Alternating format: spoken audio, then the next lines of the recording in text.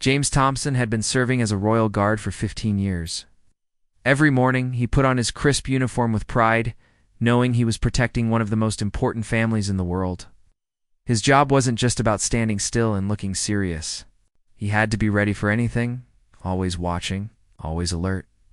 On this particular Tuesday evening, James was finally off duty after a long week. The royal family had many events, and he had been working extra hours. His wife Sarah had been planning something special for their wedding anniversary, which was tomorrow. She had been dropping hints for weeks about a fancy restaurant she wanted to try. The restaurant was called Le Jardin Royal, a very expensive place in the heart of London. Sarah had saved money for months to book a table there. She was so excited because she had heard the food was amazing and the atmosphere was perfect for romantic dinners. James wasn't used to such fancy places, but he wanted to make his wife happy. As they walked toward the restaurant, James felt a bit nervous. He was wearing his best suit, the one he wore to weddings and special occasions. Sarah looked beautiful in her new dress. She had even gotten her hair done at the salon that afternoon. This was going to be their first really fancy dinner in years. The restaurant looked impressive from the outside. There were expensive cars parked in front and well-dressed people walking in and out. The building was old and elegant, with big windows and golden decorations. James could see waiters in fancy uniforms moving around inside, carrying silver trays and expensive-looking dishes. When they reached the front door, a man in a black suit stood there. This was the restaurant manager, Mr. Pemberton. He looked at James and Sarah with a cold expression. His eyes moved up and down, examining their clothes and appearance. James noticed the man's disapproving look, but didn't think much of it at first. Sarah stepped forward with a bright smile. "Good evening, we have a reservation under Thompson," she said politely. She was so happy and excited, practically glowing with joy. This was the special night she'd been dreaming about for months. Mr. Pemberton looked at his book slowly, running his finger down the list of names. "Thompson, yes, I see it here," he said without any warmth in his voice. But then he looked up at James again, and his expression changed completely. His face became stern and unwelcoming. "I'm sorry, but I'm afraid we cannot seat you tonight," Mr. Pemberton announced suddenly. His voice was cold and dismissive. Sarah's smile disappeared immediately, replaced by confusion and shock. "But we have a reservation," Sarah said, her voice shaking slightly. "I booked it weeks ago and even called yesterday to confirm." She couldn't understand what was happening. Everything had been perfect, just moments before. The manager crossed his arms and shook his head. "This establishment has certain standards," he said, looking directly at James. "Your husband's background doesn't fit with our clientele this evening. Perhaps you might find somewhere more suitable for your type." James felt his face turn red. He knew exactly what the manager meant, and it made him angry. But he had been trained to stay calm in difficult situations. Sarah, however, was devastated. Tears started forming in her eyes as she realized they were being rejected because of who James was, a working man, not a wealthy businessman or aristocrat. James stood there, feeling humiliated and angry. His wife Sarah was trying not to cry, but he could see how hurt she was. This was supposed to be their special anniversary dinner, and now everything was ruined. The manager, Mr. Pemberton, was still standing there with his arms crossed, looking at them like they were unwelcome intruders. "Sir, there must be some mistake," James said, trying to keep his voice steady. "My wife made this reservation properly. We can pay for our meal just like anyone else." He reached into his jacket to show his wallet, proving they had money for the expensive dinner. But Mr. Pemberton just shook his head. "Look around you," he said, gesturing toward the dining room. "This is where important people come to eat. Business. Leaders, politicians, celebrities. We maintain a certain atmosphere here. Your presence would make our other guests uncomfortable." Inside the restaurant, James could see people in expensive suits and elegant dresses. Diamond jewelry sparkled under the crystal chandeliers. Everyone looked wealthy and sophisticated. He understood now why the manager was rejecting them. It wasn't about money. It was about class and status. Sarah finally spoke up, her voice trembling with emotion. "We're not asking for anything special. We just want to have dinner together on our anniversary." I saved 4 months to afford this place. She was trying so hard to be polite, even though they were treating her terribly. Other people waiting outside began to notice the commotion. Some looked curious, while others seemed annoyed by the delay. James felt embarrassed that everyone was watching their rejection. He had faced dangerous situations protecting the royal family, but this felt worse somehow. This was personal. "Perhaps you could recommend another restaurant," Sarah asked desperately. She didn't want their anniversary to be completely ruined. But Mr. Pemberton just shrugged his shoulders coldly. "There are many places more suited to your budget and status," he said dismissively. "Perhaps a nice pub or chain restaurant would be more appropriate." His words were like a slap in the face to both of them. James had never told Sarah exactly what his job involved. She knew he worked in security for the government, but he couldn't share details about protecting the royal family. It was classified information that he took seriously. He'd always been modest about his important role, never bragging or seeking attention. As they turned to leave, feeling defeated and embarrassed, James made a decision.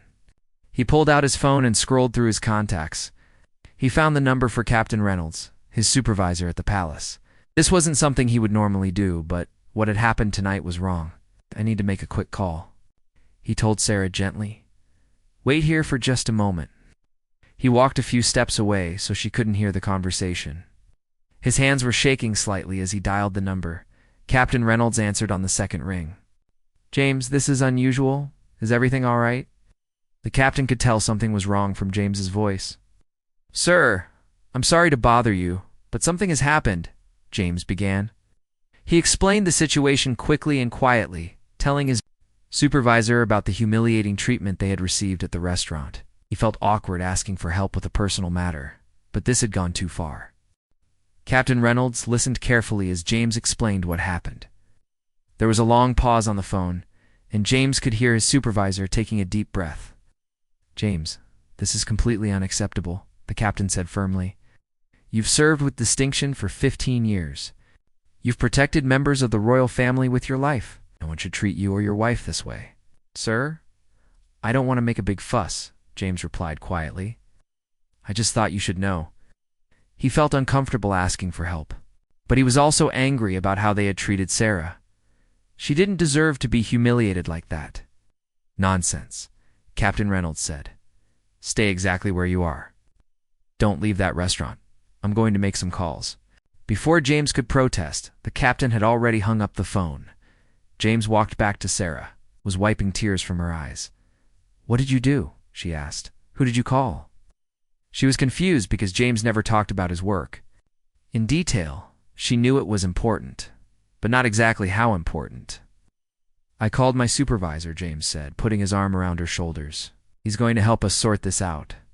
He tried to sound confident, but he wasn't sure what Captain Reynolds could actually do. Maybe they would just have to find another restaurant after all. Meanwhile, inside the palace, Captain Reynolds was already on the phone with someone much more important. He was speaking directly with the Queen's private secretary, Sir Edmund Hartwell.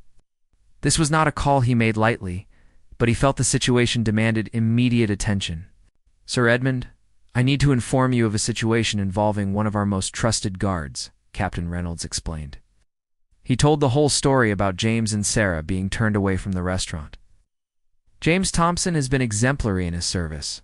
He's protected the royal family at countless events. This treatment is disgraceful." Sir Edmund was quiet for a moment, then spoke with authority. "This cannot stand," he said firmly. "James Thompson has earned our respect and gratitude. I will handle this personally." He immediately began making his own phone calls. Back at the restaurant, James and Sarah waited outside, not sure what to do. Other couples continued to arrive and were welcomed warmly by the same manager who had rejected them. Sarah watched them go inside, feeling more hurt with each passing minute. "Maybe we should just go," she said sadly. "This is embarrassing. People are staring at us." She felt like everyone knew they had been rejected, and it made her feel small and unwanted. "Let's wait just a few more minutes," James said gently. He had faith in Captain Reynolds, though he wasn't sure what could actually be done. The damage to their evening already felt irreparable. Then something unexpected happened. Mr. Pemberton's phone rang inside the restaurant. James could see him through the window, answering the call with his usual arrogant expression. But as the conversation continued, the manager's face began to change. His confident smirk disappeared, replaced by worry and confusion. The call seemed to go on forever. Mr. Pemberton kept nodding and saying, "Yes, sir," over and over again. His face grew paler with each passing minute. James couldn't hear what was being said, but he could tell it was serious. The manager kept glancing nervously toward the door where James and Sarah were standing. Finally, Mr. Pemberton hung up the phone. His hands were visibly shaking as he straightened his tie and smoothed down his hair. He looked terrified, like someone who had just realized they had made a terrible mistake. He started walking quickly toward the front door, his confident attitude completely gone. Mr. Pemberton rushed outside, his face completely changed from arrogant to terrified. His hands were trembling as he approached James and Sarah. The transformation was so dramatic that other people waiting outside stopped their conversations to watch what was happening. "Mr. and Mrs. Thompson," he stammered, his voice shaking with nervousness. "Please, please forgive me. There has been a terrible misunderstanding, a horrible mistake on my part." He was practically begging now, completely different from the cold, dismissive man from just minutes before. Sarah looked confused and surprised.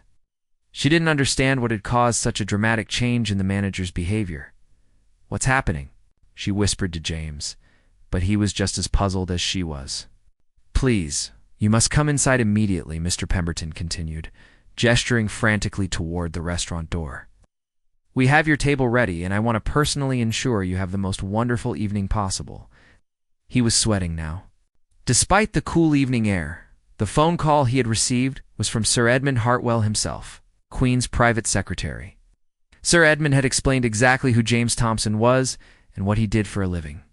The manager learned that James wasn't just any security guard. He was one of the elite protectors of the royal family, someone who had dedicated his life to serving the crown. "But you said we weren't suitable for your establishment," James said, calmly. He wasn't ready to just forgive and forget what had happened to his wife. The manager had been cruel and dismissive, making Sarah cry on their anniversary. "I was completely wrong, sir," Mr. Pemberton said, his voice full of panic. "I didn't realize who you were. Please, let me make this right. Your service to our country deserves the highest respect." He had been told that his job was now in serious danger if he didn't fix the situation immediately. Inside the restaurant, the staff had been briefed quickly about the situation.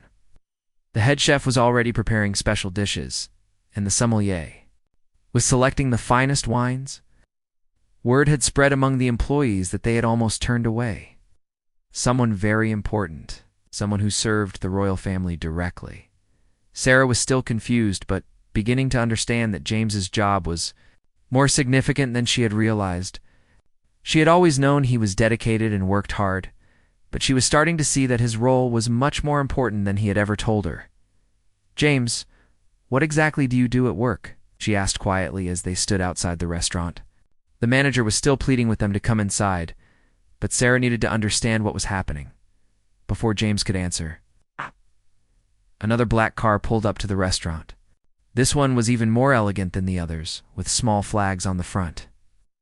A man in a perfect suit stepped out. This was Sir Edmund Hartwell himself. He had decided to come personally to ensure the situation was handled properly. Sir Edmund walked directly to James and extended his hand. "Mr. Thompson, I apologize profusely for this treatment," he said with genuine respect. "Your service to the crown has been exemplary, and you and your wife deserve to be treated with the utmost courtesy wherever you go." The other people waiting outside began to whisper among themselves. They could tell something very important was happening. Some recognized Sir Edmund from television and newspapers. This was clearly not an ordinary situation involving ordinary people. Sarah's eyes widened as she realized her husband knew this important-looking man personally. James saluted respectfully, but Sir Edmund shook his head. "No need for formality tonight, James. This is your time with your lovely wife." Turned to Sarah with a warm smile. "Mrs. Thompson, your husband is one of our finest. You should be very proud of him." Sir Edmund turned his attention to Mr. Pemberton, who looked like he might faint from fear. The restaurant manager was sweating heavily and could barely stand straight. He knew he had made a mistake that could destroy his career and reputation forever. "Mr. Pemberton," Sir Edmund said in a voice that was polite but ice cold, "I believe you owe Mr. and Mrs. Thompson more than just an apology. This man has risked his life protecting our sovereign. He has shown dedication and courage that most people cannot even imagine, and you turned him away because of your prejudices." The manager nodded frantically. "Yes, sir. Absolutely, sir. I was completely wrong. Please, Mr. and Mrs. Thompson, allow me to provide you with our finest table and our best service. Everything will be complimentary, of course. I want to make this right." Other customers who were entering and leaving the restaurant began to stop and watch. They could sense that something very important was happening. Some of them recognized Sir Edmund and began whispering about seeing such a high-ranking official at the restaurant. James looked at Sarah, who was still trying to process everything that was happening. Her anniversary dinner had turned into something much bigger than she had ever expected. She was learning things about her husband's job that he had never been able to tell her before. "Sarah, what would you like to do?" James asked gently. He wanted this to be her decision. After all, this was supposed to be their special night together. He didn't want the drama to overshadow their anniversary celebration. Sarah thought for a moment and looked directly at Mr. Pemberton. "You hurt my feelings very badly," she said quietly but firmly. "You made me feel like I wasn't good enough, like we weren't worthy of basic respect. That's not something I can just forget." Mr. Pemberton's face fell even further. "Mrs. Thompson, I am deeply, truly sorry. I was wrong in every possible way. Please give me a chance to show you the respect and service you deserve. Promise you. We'll have the most wonderful evening." Sir Edmund nodded approvingly at Sarah's response. "Mrs. Thompson, you have every right to be upset.